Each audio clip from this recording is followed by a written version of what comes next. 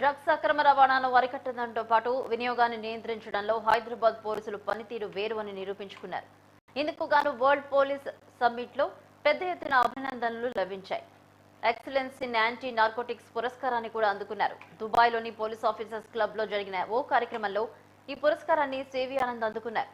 ప్రతిష్టాత్మక పురస్కారం లభించడం యాదవ్ తెలంగాణకే గర్వకారణమని అన్నారు సివి ఆనంద్.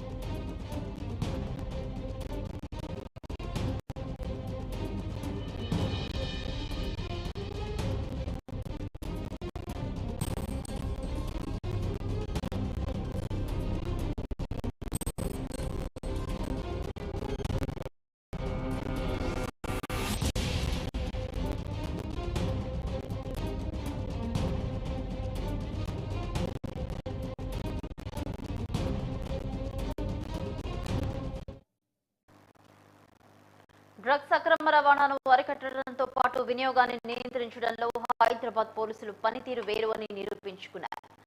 ఇందుకు గాను వరల్డ్ పోలీస్ సమ్మిట్ లో పెద్ద ఎత్తున అభినందనలు లభించాయి.